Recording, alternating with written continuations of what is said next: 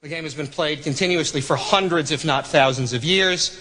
With your kind permission, I'd like to end my performance this evening by showing you my version of this classic, which I call the history lesson. In 1584, Reginald Scott wrote the first practical treatise on conjuring in the English language. And in it he spoke about putting a ball under a common object, like a candlestick.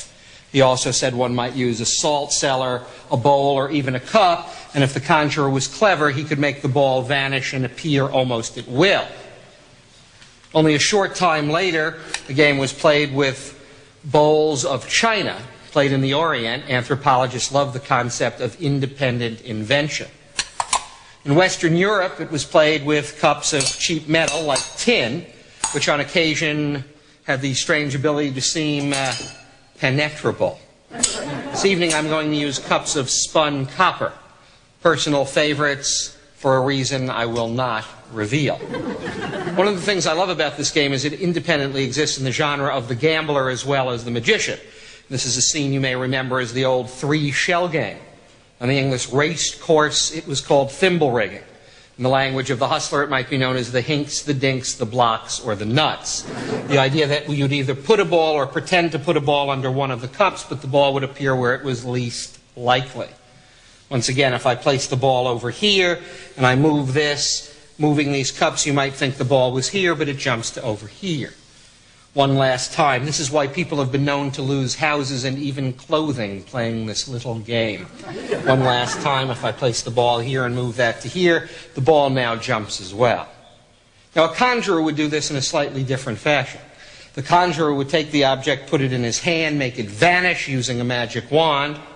Conjurers also cheat. They use many of these. Actually, the game was traditionally played with 3 cups and 3 balls. I'm going to show you an actual sequence of events from a 17th century bestseller called Hocus Pocus Jr. The idea here that I will cover the center ball with a cup and place one on top. Then I'll actually cover this and try to make the ball penetrate solid through solid, joining its mate below. Now that you know the sequence, why don't you follow it again? This time a ball penetrating through 2 solid copper cups. This method, a personal favorite of Matthew Buchinger, the little man of Nuremberg. He was only 28 inches tall. The cups obscured almost his entire body. Look, that's enough for 3 balls to appear below. Matthew Buchinger had no arms or legs, but he did have 14 children. The most famous man to ever play the game, the Italian Bartolomeo Bosco. Bosco appeared in the beginning of the 19th century. He cut an unusual figure on stage. He wore a black satin waistcoat, black velvet trousers. He made sure his sleeves were carefully rolled up. He took out his magic wand and polished the tip. A wand which he said was made of a strange amalgam of metals known only to himself and Erasmus of Rotterdam. Above his table was a brass bell. He hit the bell and said the words, Spiritae mihi in infernali obedite, infernal spirits obey my command. Bosco's sequence with the cups and the balls. Vade. Jubio. Celerator. 3 gone, and yet 3 return. Bosco had only one contemporary rival, the slightly older Frenchman named Conus, who in 1795 announced that he would make his wife, who was 5'7", appear under one of the cups. Practice though I have been unable even to get married. Wouldn't even touch these with his hand. Actually, he said the only reason a magician used 3 was to confuse you. So he took 1 ball and placed that aside in his pocket. He took the 2nd ball and also placed that away. It still left 1 ball over here, but it didn't explain how this ball came back. Conus explained it. He said the magician did a feint. He only pretended to take the ball. Actually, what he did was to pretend, put his hand back, and then insinuate the ball under the cup. Conus said, I do no such thing.